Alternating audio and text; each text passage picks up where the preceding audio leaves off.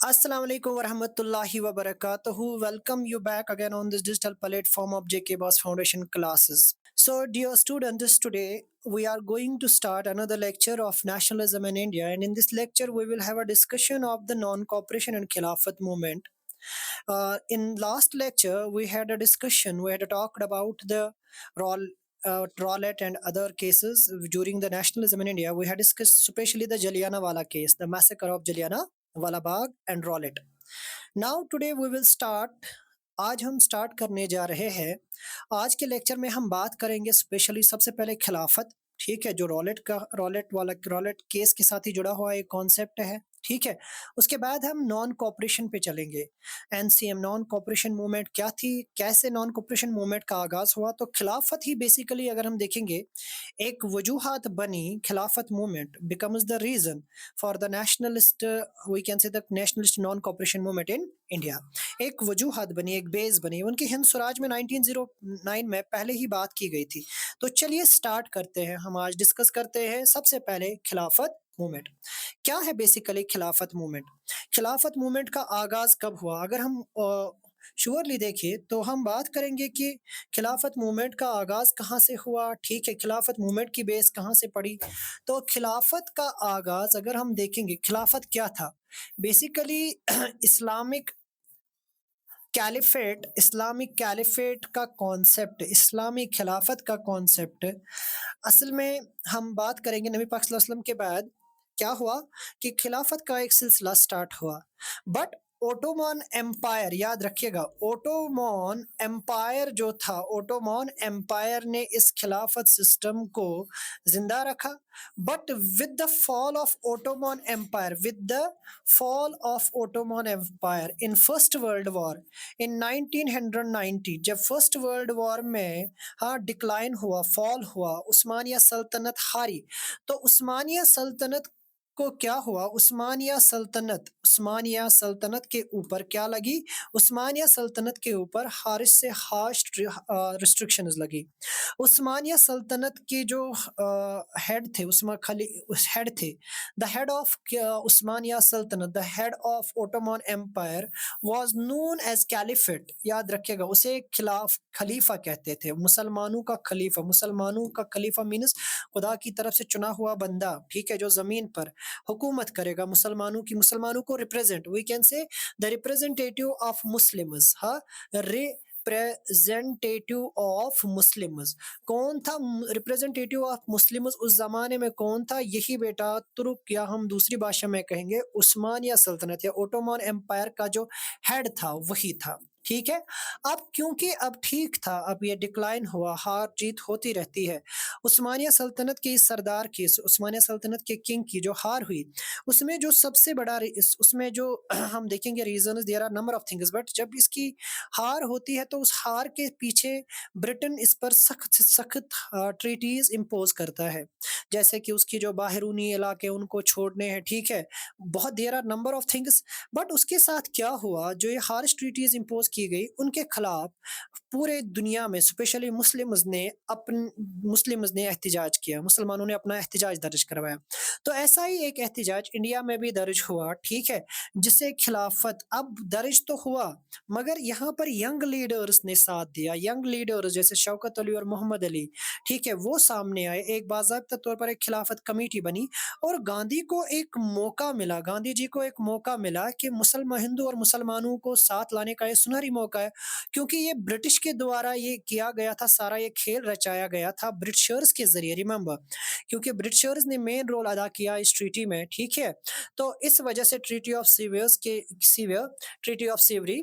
तो आप देखिए फर्स्ट वर्ल्ड वॉर कहाँ से कहाँ, 1940 से 1980 तक। तो 1990 में फिर ये सारा मसला सामने आया, ठीक है।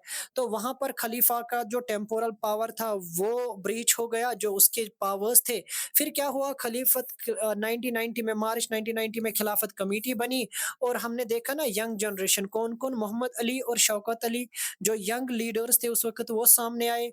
अब यहाँ पर याद रखिएगा ये खिलाफत मूवमेंट एक वजह बनी हिंदू मुसलमान यूनिटी का भी, एक अम्ब्रेला के नीचे लाए गए और गांधी ने एक अपॉर्च्युनिटी पाई कि हिंदू मुसलमानों को एक साथ कर सकते हैं तो वी विल सपोर्ट द खिलाफत मूवमेंट। एंड खिलाफत मूवमेंट क्यों करते थे? एक रीज़न ये भी था कि ये ब्रिटिश का सप्रेशन और एक्सप्लॉयटेशन था, ये भी एक बड़ी वजह थी। नंबर 2, अब यहाँ पर क्या हुआ, यहाँ पर बाज़ाब्ता तौर पर हिंदुस्तान में ये मूवमेंट चली, एहतिजाज हुए और साथ भी दिया उस वक़्त के हिंदू बरादरी ने और कांग्रेस सेशन ऑफ कलकत्ता। अब इसी दौरान गांधी जी ने एक मौका पाया कि मुझे एक मौका मिला है, मैं हिंदू मुसलमान को एक करूँगा और यहीं से इन्हें मौका मिला कि क्यों ना हम, क्योंकि मुसलमानों ने क्या किया, टोटली नॉन कोऑपरेट किया। मुसलमानों ने जो चीज़ें स्पेशल कैरेक्टर्स दिखाए ना, इन्होंने बायकॉट किया। रिमेंबर, मुसलमानों की सबसे बड़ी बात क्या थी? इन्होंने बायकॉट किया और वो बायकॉट बड़ा लुभाया गांधी जी को और यहाँ से गांधी जी को उस वक़्त प्रेरणा मिली नॉन कोऑपरेशन की। याद रखिएगा, गांधी जी ऑलरेडी हिंद स्वराज में 1909 की जो किताब 1909 में गांधी जी हिंद स्वराज लिखते हैं। रिमेंबर, हिंद स्वराज। और गांधी जी क्या करते हैं? हिंद स्वराज, रिमेंबर, हिंद स्वराज में ही बेसिकली नॉन कोऑपरेशन का कॉन्सेप्ट डिराइव कर नॉन कोऑपरेशन का जो कॉन्सेप्ट है वो रेज करते हैं कि क्या जरूरत है, क्योंकि ये हमारे ही सपोर्ट से, हमारे ही कोऑपरेशन की वजह से इंडिया में इन्होंने रूल किया। अगर अब हम इनको सपोर्ट नहीं करेंगे, we will not cooperate them, they will left the India and they will give us the freedom. So same thing इन्होंने पाया, तो इन्होंने कलकत्ता में एक सेशन हुआ 1920 में, याद रखिएगा, और उसमें कहा गया कि ज़रूरत है, कांग्रेस ने इसी साल सितंबर में एक सेशन बुलाया कलकत्ता में, जिसे हम कलकत्ता सेशन के नाम से जानते हैं। याद रखिएगा, कलकत्ता का कांग्रेस सेशन 1920 में जो हुआ था और वहीं से नॉन कोऑपरेशन की आवाज़ उठी और वहीं से नॉन कोऑपरेशन की बुनियाद, यानी खिलाफत मूवमेंट एक तरफ से अंग्रेज़ों के खिलाफ, हाँ, खलीफा के सपोर्ट में एक मूवमेंट थी। याद रखिएगा, नॉन कोऑपरेशन मूवमेंट खलीफा के सपोर्ट में एहतिजाज था। वहीं पर क्या हुआ कि यही खिलाफत मूवमेंट आगे जाकर हिंदू मुस्लिम यूनिटी की एक मिसाल बनी। वहीं पर हम देखेंगे ये एक अपॉर्चुनिटी भी बनी कि इंडिया में नॉन कोऑपरेशन मूवमेंट को लॉन्च किया जाए। 19 सितंबर 1920, याद रखेगा, for the CBSE it is a very important, क्योंकि ये मैप पे बेस्ड क्वेश्चन भी पूछा जाता है। चलिए आगे। अब जब हम आगे चलेंगे तो हमें क्या पता चलेगा, हमें एक इंपॉर्टेंट चीज पता चलेगी, वो क्या थी कि नॉन कॉपरेशन। जो सबसे पहला सवाल है कि गांधी जी बोलेंगे हम क्यों non cooperation, why we use the non cooperation. Remember, क्यों नॉन कॉपरेशन, क्या है नॉन कॉपरेशन? तो हमने पहले ही कहा, गांधी जी क्या कहते हैं? गांधी जी कहते हैं कि हिंद स्वराज जो 1909 में, हमने अभी कहा 1909 में गांधी जी स्टेट करते हैं, लिखते हैं कि ब्रिटिश रूल जो इंडिया में था वो इस्टेब्लिश किया, वो सरवाइव किया, किस वजह से? जब हमने उन्हें साथ दिया।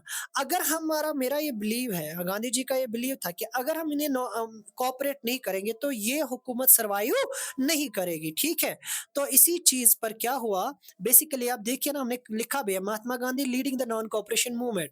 और वाई सबसे इंपॉर्टेंट सवाल है कि क्यों नॉन कोऑपरेशन है? क्योंकि this survived because we people cooperate them, because we people give them cooperation, because we people give them support।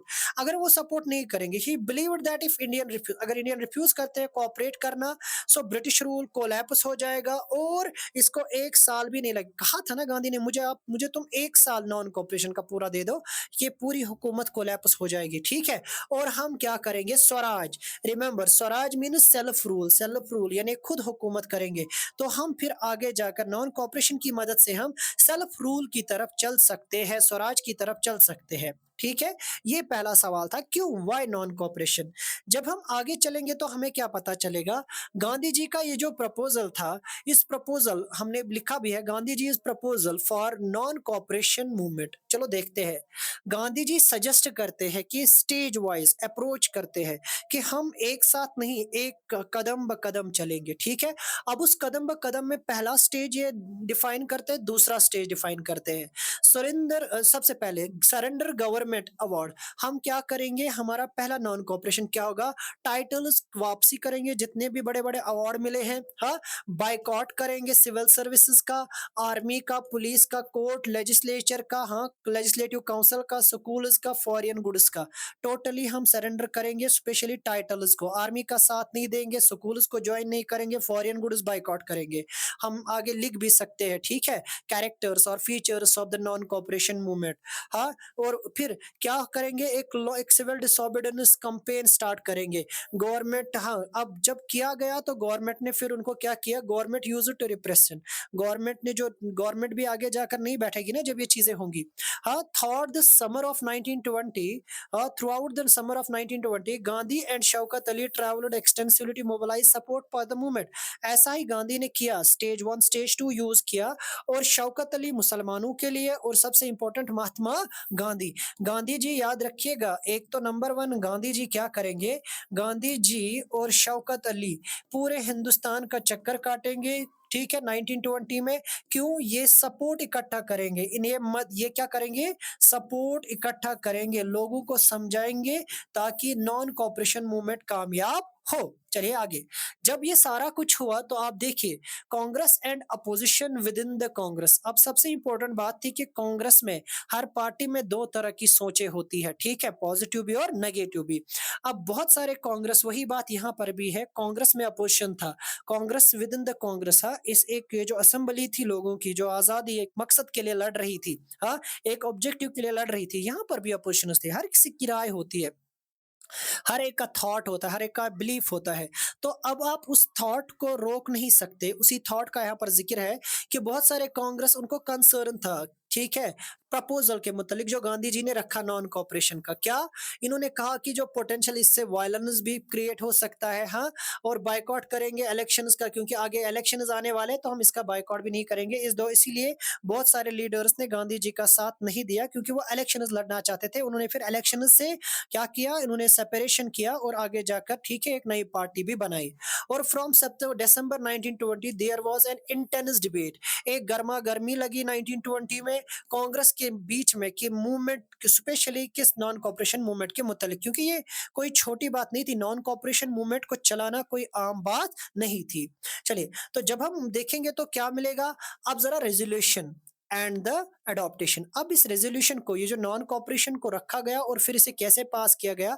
अब कांग्रेस ने नागपुर, दिसंबर 1920, याद रखेगा। अब पहले सितंबर, ठीक है, फिर अब चलेंगे, पहले याद रखेगा सितंबर कहाँ पर, सितंबर में हम देखेंगे कि सेप्ट में कहाँ पर, कलकत्ता, ठीक है, कलकत्ता। अब दूसरा दिसंबर में देखिएगा, दिसंबर में 1920, ठीक है, क्या होगा, ये कांग्रेस का एक सेशन होगा नागपुर में। अब नागपुर में क्या कहा गया 1920 में, कि compromise was reached and the non corporation was officially adopted. और अब सबने रजामंदी मान ली, हाँ, कंप्रोमाइज, ठीक है, सब किसी भी तरीके से दोनों को, सबको मना के, अब क्या हुआ, इसे ऑफिशियली अडॉप्ट किया गया। क्वेश्चन पूछा जाता है, when was non cooperation adopted, तो हम लिखेंगे non cooperation was adopted, non cooperation, remember, non cooperation was adopted officially, हाँ, in December 1920। हमारे सवाल का जवाब वही से मिल जाएगा। ओके, तो नो ऑफिशियली बेटा वही से हमें देखने को मिलेगा। और फिर बात की जाती है पार्टिसिपेशन एंड द परसेप्शन की। अब लोगों की राय, लोगों की बातें, ठीक है। अब वहां पे क्या मसला था, देखिए, जब हम पार्टिसिपेशन और परसेप्शन की बात करते हैं, लोगों ने किस तरीके से पार्टिसिपेट किया, कैसे इसमें हिस्सा लिया, और लोगों की राय क्या थी, तो हमें पता चलेगा कि इसमें लोगों ने ना मिलजुल कर, बड़ा चढ़ा कर इसमें क्या लिया, across the country, across the social group, पूरे इंडिया में अलग अलग ग्रुप्स में, ठीक है, across the races, across the class, across the groups, remember, across the groups, लोगों ने बढ़ चढ़कर इसमें क्या लिया, हिस्सा लिया, और मुख्तलिफ तरीकों से लिया, कन्विंस हुए थे ना, ठीक है।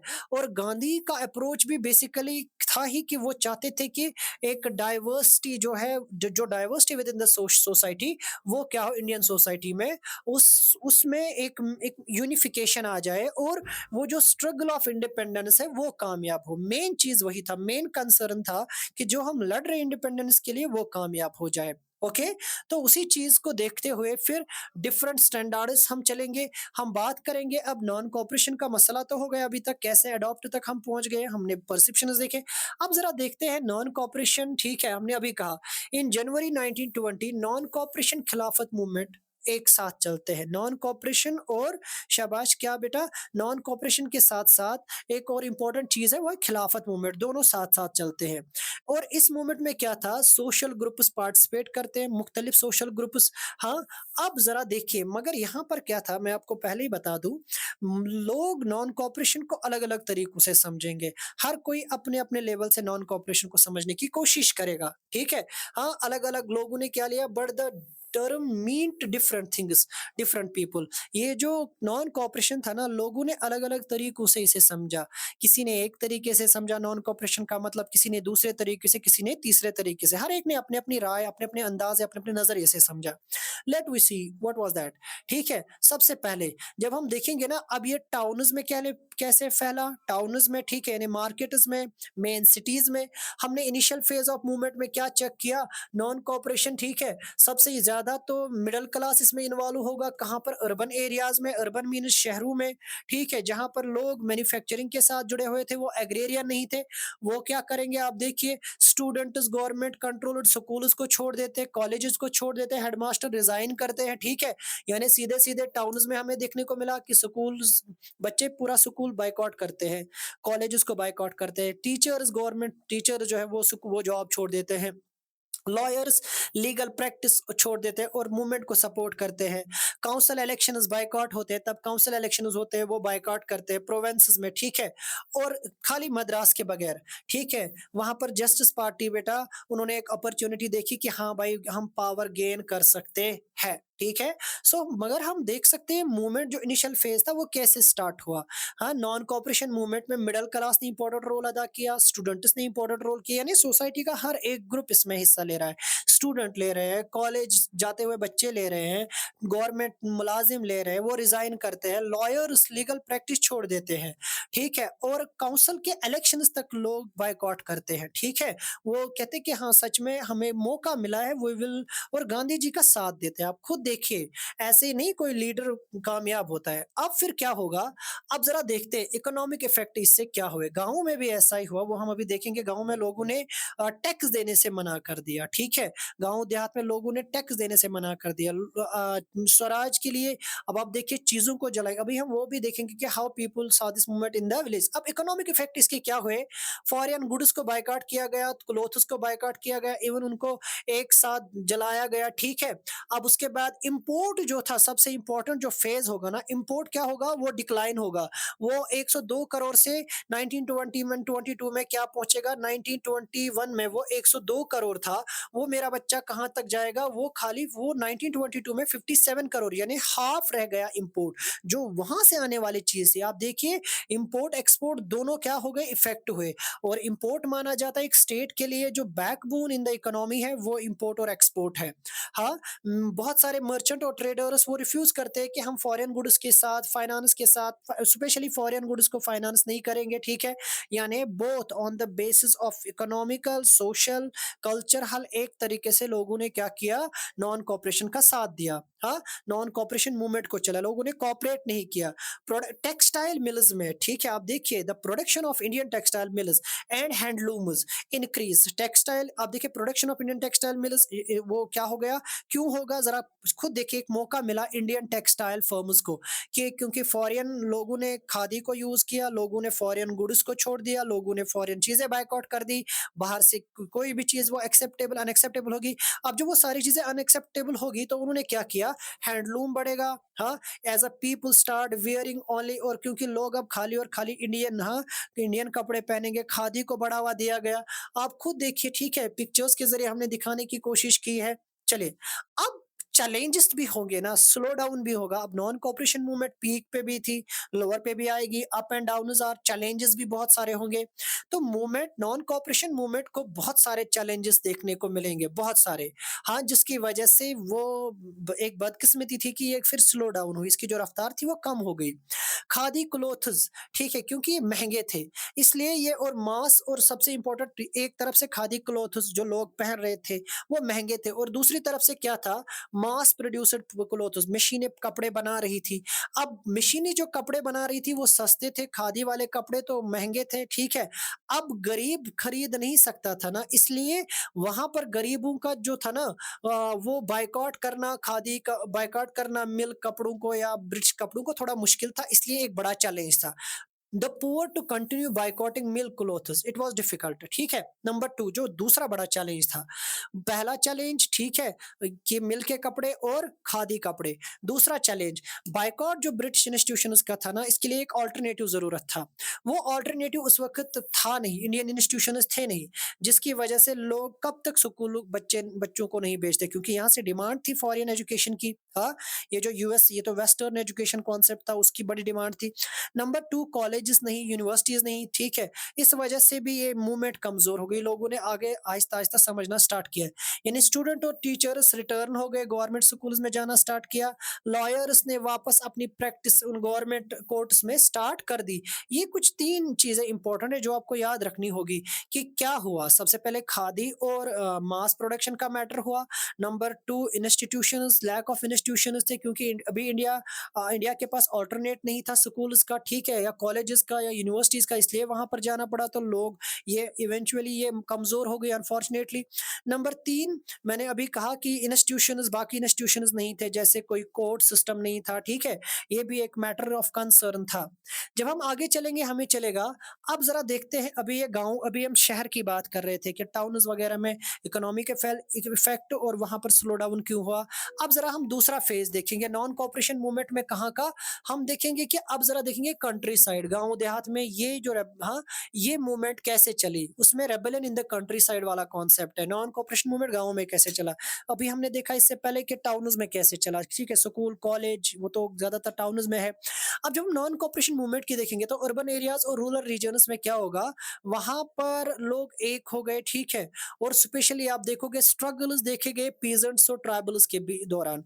ट्राइबल्स क्या करेंगे, ट्राइबल्स क्योंकि तंग आ चुके थे फॉरेस्ट लॉ की वजह से, रिजर्व्ड प्रोटेक्टेड फॉरेस्ट का जो कॉन्सेप्ट था 1886, ठीक है, forest act, remember, forest act जो बनाया गया था, फॉरेस्ट डिपार्टमेंट बनाया गया, फॉरेस्ट डिपार्टमेंट याद रखिएगा, फॉरेस्ट लॉ बनाया गया। हाँ, जो अभी हमने देखा कि कल्टीवेशन जो था, क्या कहते हैं हम इसको, जो शिफ्टिंग कल्टीवेशन थी वो बैन हो गई थी, शिफ्टिंग कल्टीवेशन, और फॉरेस्ट में मूवमेंट वगैरह वो बैन हो गई थी। यानी जो लोकल इंटरफेरेंस था, जो लोकल डिपेंडेंस था फॉरेस्ट पे, वो सारा खत्म किया गया। बहुत सारी मुश्किलात हो गई, किन स्पेशली हम बात करेंगे ट्राइबल्स की, आदिवासियों के लिए, उनकी उनके लिए फॉरेस्ट में रहना मतलब नामुमकिन अब रह गया, उनको बाहर निकाला गया।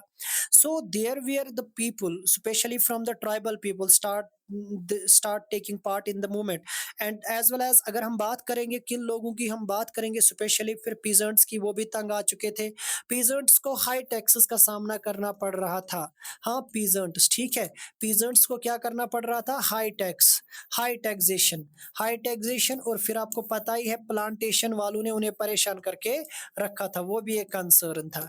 यहाँ पर इसीलिए लोग अब इसको एक मौका समझेंगे, ठीक है, कि नहीं भाई ये एक मौका मिला है, अगर हम कदम उठाएंगे तो कुछ हो सकता है, ठीक है। अवध के पीजेंट क्या करेंगे, led by Baba Ramchandra, a former indentured labour, बंधवा मजदूर, लेबरर इन फिजी। वो क्या था, पहले एक इंडेंचर्ड लेबर था फिजी में। ये इंडेंचर्ड लेबर, ये modern indentured labour is also known as the modern slavery. और आपको पूछा जाएगा बेगार, लिसन, बेगार क्या है, एक फोर्स्ड लेबर सिस्टम है, रिमेंबर, ये याद रखिएगा। दो चीजें, इंडेंचर्ड लेबर क्या होता है, ठीक है, इंडेंचर्ड लेबर की हम बात करेंगे तो indentured labour is a modern indentured labour, जिसको हम बंधवा मजदूरी भी कहते हैं, बंधवा मजदूरी, बंधवा मजदूरी, रिमेंबर। और नंबर 2, अगर आप याद रखोगे, आपको क्वेश्चन पूछता है स्टेट बोर्ड, जेके बॉस और सेंट्रल बोर्ड में भी एक क्वेश्चन पूछा जाता है, मेरा बच्चा बेगार। हाँ, बेगार क्या था? Begar was a forced labour system, a forced horrified cruel labour system, forced labour system. Copy अपनी खोलो और इसको इंपॉर्टेंट मार्क कर दो। Begar, begar was a forced labour system, पिछले साल भी पेपर में पूछा गया, इससे पहले भी। बेगार एक फोर्स्ड लेबर सिस्टम था। कश्मीर वाले केस में आप केस स्टडी जो मैं इंशाल्लाह अलग से सेपरेटली पढ़ाऊंगा, वहां पर आप बच्चा देखोगे कि बेगार एक फोर्स्ड लेबर सिस्टम था, ठीक है। ये क्रूअल लेबर सिस्टम था, कश्मीर में इंट्रोड्यूस, कश्मीर में भी था और कश्मीर से बाहर भी था। यहाँ पर क्या करते थे? मुफ्त में, हाँ, बिना मजदूरी के, विदाउट वेज काम करवाया जाता था। It was basically a wage less work, wage less work. हाँ, ब्रिटेन ब्रिटेन क्या करवाते थे? वो इंडेंचर्ड करवाते थे, और जो राजा महाराजा थे वो बेगार प्रैक्टिस करवाते थे, याद रखिएगा, महाराजा महाराजा। और specially in Kashmir, Maharaja Hari Singh, Maharaja Gulab Singh, Maharaja Ranbir Singh, all the rajas practised this begar. कोई कहेगा नहीं ऑल द राजाज, रिमेंबर। हाँ, फिर आगे जाकर कुछ Maharaja Hari Singh modified this, but हाँ, ये बेगार सिस्टम मौजूद था। और ये किनके मुकदमों, और स्पेशली जो मुकदम थे उनको हर साल, या जो गांव का मुखिया होता था उसे हर साल उसे कुछ लोग भेजने होते थे इस बेगार सिस्टम के लिए। You can see through the, when you will travel from the history, when you will travel from the history of different empires, especially when we talk about the princely state of Jammu and Kashmir, you will found that there are records, वहां पर record है। और you can study the book of the Jammu Kashmir state board of school education, फिर वो नहीं लिखते, ठीक है। चलिए वापस, तो हम बात कर रहे थे अभी किसकी? रामचंद्र। फॉर एक इंडेंचर्ड लेबर था, यानी इसने वो स्लेवरी देखी थी, क्या हालत थी, मतलब इतनी मुश्किलात, इतनी सख्त जिंदगी। और इन्होंने, क्योंकि ये फिजी से होके आए थे, फिजी वाज आल्सो कॉलोनी, क्योंकि वहां पर प्लांटेशन हो रहा था, तो इन्होंने इस मूवमेंट को, पीजेंट्स को सपोर्ट किया, प्रोटेस्टर्स। और आप देखोगे रेंट वेरियस है, और फोर्स्ड लेबर मैंने अभी कहा, फोर्स्ड लेबर का सिस्टम जो था, इसलिए भी प्रोटेस्ट हुआ।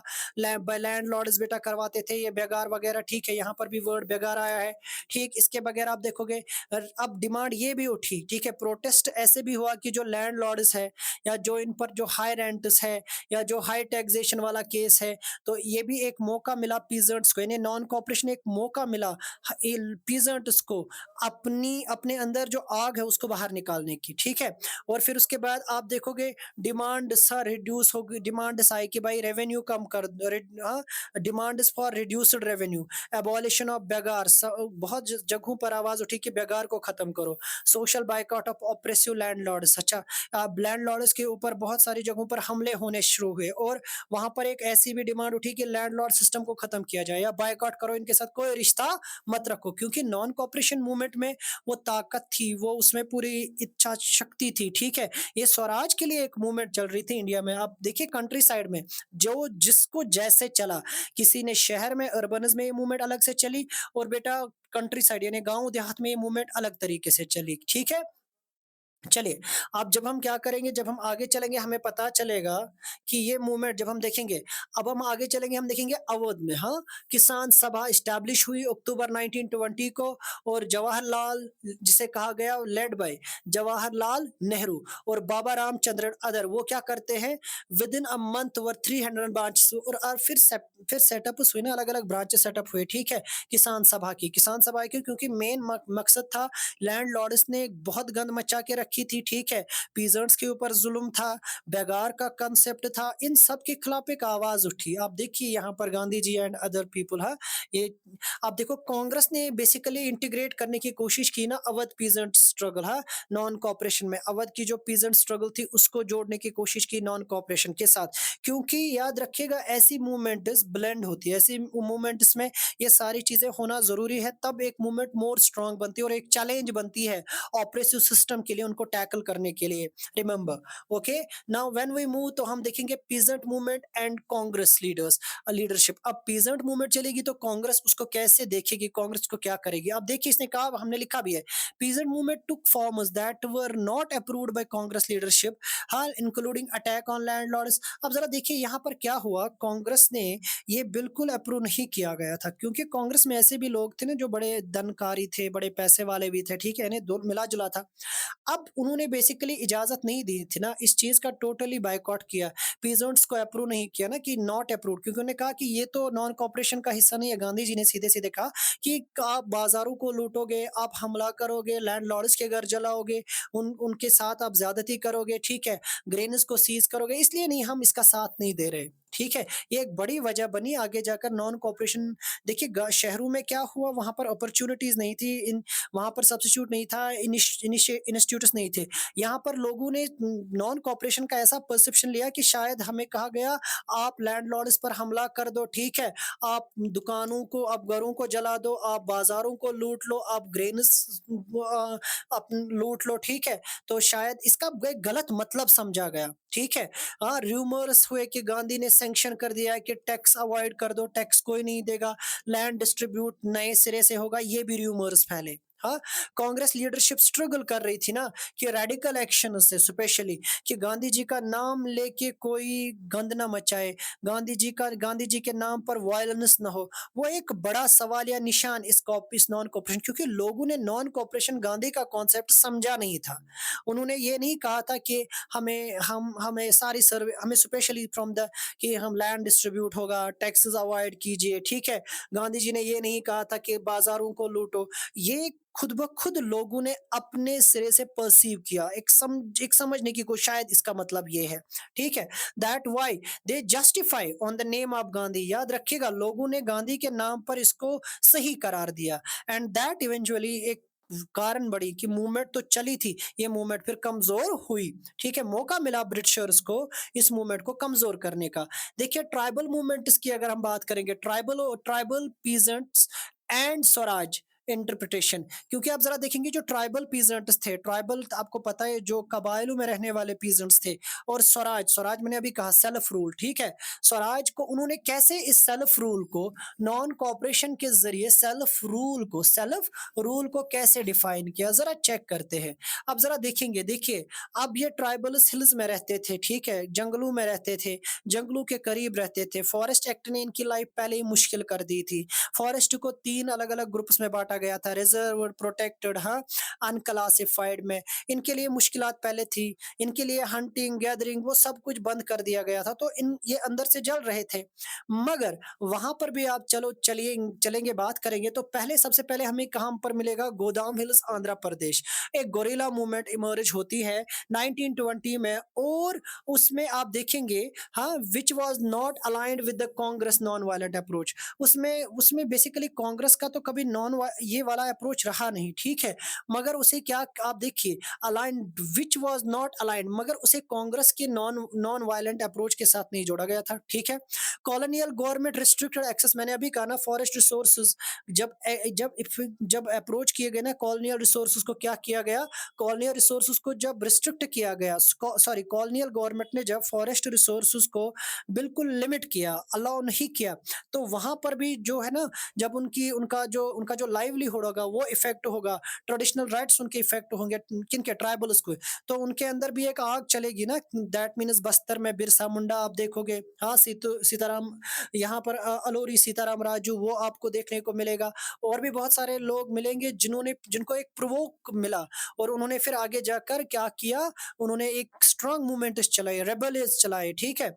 आप यहाँ पर देखोगे, hill people revolt against forced labour, ठीक है? फोर्स्ड लेबर के खिलाफ, क्योंकि इनने रोड्स बनाने के लिए, लकड़ी काटने के लिए, या हम कहेंगे बेटा स्पेशली व्हेन जब आप पढ़ोगे फॉरेस्ट एंड कॉलोनियलिज्म, वहां पर ये पता चलेगा कि इनको क्या किया गया, जिन्हें जंगलों में से थोड़ा बहुत जो जंगलों में रहने वाले लोग थे, उनसे मुफ्त में काम लिया गया कि अगर आपको जंगलों में रहना, आपको मुफ्त काम करना है। तो आप देखिए, ये फोर्स्ड लेबर ब्रिटिश ने भी प्रैक्टिस किया, ठीक है? अब वहां पर क्या हुआ? अब बहुत सारे ऐसे लीडर्स वहां पर भी उठे, ठीक है?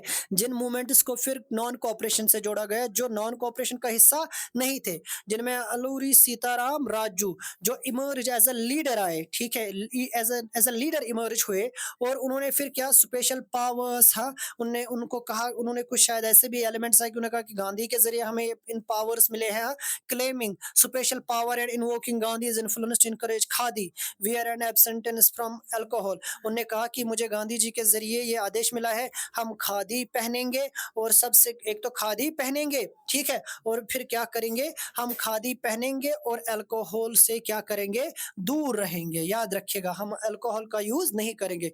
कुछ जगहों पर अच्छी चीज़ें भी हुई थी, मगर कुछ जगहों पर गांधी का नाम गलत धारणा से पेश किया गया, ठीक है? और जिससे नॉन कोऑपरेशन को बहुत नुकसान पहुँचा, ठीक? चलिए आगे। तो जैसा कि आगे हम देखेंगे, राजू क्या करेगा, वो एडवोकेट करता है यूज़ ऑफ फोर्स, सीधे-सीधे वो नॉन वायलेंस, ठीक है? वो नॉन वायलेंस को तो मानेगा नहीं, क्योंकि वो समझते थे कि वायलेंस ही एक तरीका है जिससे हम इन्हें स्पेशली फॉरेस्ट से दूर रख सकते हैं, फॉरेस्ट रिसोर्स से दूर रख सकते हैं, क्योंकि ये लोग जानते थे how to protect the forest. Remember, ये लोग बेटर जानते थे कि क्योंकि फॉरेस्ट के साथ इनके एहसासात जुड़े हुए थे, इनका इनका खान-पान जुड़ा हुआ था, क्योंकि ब्रिटिशर्स ने गंद मचा के रखी थी फॉरेस्ट्स में भी। क्यों? उन दे Hunt the animals, they kill the tigers, हाँ। उन आप देखिए खुद नंबर्स आप चेक करेंगे कि 1947 से पहले कितने, 1950 से 19 in 19th century, in 20th century when we see the census of the tigers, तो हमें एक ह्यूज डिफरेंस देखने को मिलता है कि during the before the 1950, before the in 20th century, especially before the 1920 and 1901, there were almost 55,000, more than 55,000, 55,000 से ज्यादा हमें टाइगर्स देखने को मिलते हैं। और जब 1952 आया, ठीक है, आज़ादी के बाद जब यही सर्वे हुआ, तो पता चला कि यहाँ तो बस कुछ ही बचे हैं, कुछ ही हज़ार बचे, उससे भी कम टाइगर्स बचे हैं। वजह? क्योंकि हंटिंग हुई प्रिंसेस के ज़रिए, द 20-20 10-10 20-20 शेरों को एक दिन में मारा गया, ठीक है? क्योंकि रॉयल्टी अपनी वो जो शौक थे वो पूरे करने थे, यानी इन्होंने पूरी तरीके से जंगल को डिस्ट्रॉय कर दिया, फॉरेस्ट्स को डिस्ट्रॉय कर दिया, रिसोर्सेज को ग्रेटली यूज़ किया, ठीक है?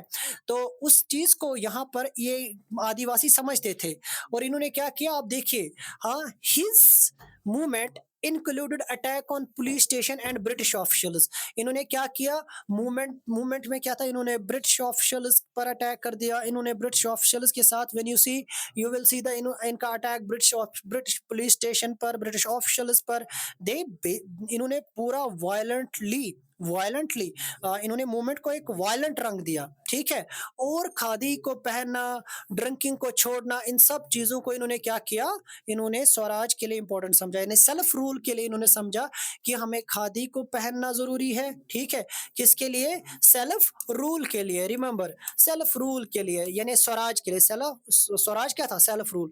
और एक गुरिल्ला वॉर, यानी प्रॉक्सी, जिसे हम आजकल कहते हैं प्रॉक्सी, ठीक है? प्रॉक्सी यानी अलग अलग फ्रंट्स पर हम अचानक से दावा बोल देंगे, पुलिस स्टेशन को स्पेशली टारगेट बनाएंगे। स्पेशली इंडिपेंडेंस को अचीव करने के लिए हमें ब्रिटिश ऑफिशियल्स को और पुलिस स्टेशन को खत्म करना जरूरी है।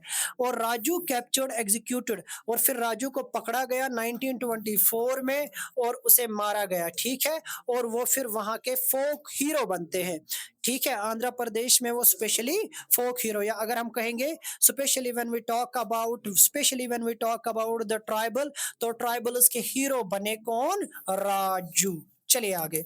नाउ चलिए, अब यहां से हम देखेंगे स्वराज इन द प्लांटेशन, यानी स्वराज जिसे हमने बार बार कहा, सेल्फ रूल का कॉन्सेप्ट और प्लांटेशन।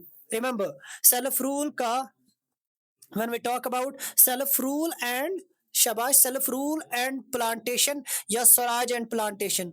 तो वर्कर्स, जब हम देखेंगे तो वर्कर्स क्या करेंगे, प्लांटेशन में कैसे दिखने लगा। हमने आसाम में, इंडिया में उस वक्त जगह जगह पर प्लांटेशन हो रही थी during the this movement, during the non corporation, during the 1920-21। India में प्लांटेशन पीक पे थी, स्पेशली आसाम में, आसाम, कलकत्ता, अलग अलग जगहों पर। तो जब वहां पर इंडेंचर्ड लेबर सुनते हैं, जब वहां पर कौन सुनते हैं, रिमेंबर, जब वहां पर इंडेंचर्ड लेबर सुनते हैं, तो उनके यहाँ पर र्यूमर्स फैलते हैं कि हमें जमीन दी जाएगी, ठीक है? अलग अलग ख्वाब दिखाए जाते हैं। तो देखिए अब वहां पर वर्कर्स क्या करते हैं, वो कैसे गांधी जी की इस स्वराज मूवमेंट को समझते हैं, ठीक है? गांधी जी और स्वराज के कॉन्सेप्ट, यानी आजादी के कॉन्सेप्ट को, खुद हुकूमत का कॉन्सेप्ट समझते हैं। वो जैसे गोदाम हिल्स की हमने अभी बात की आंध्र प्रदेश में, हाँ, guerrilla movement emerge in the early 19, तो वहां पर क्या हुआ, वन सेकेंड, ठीक है।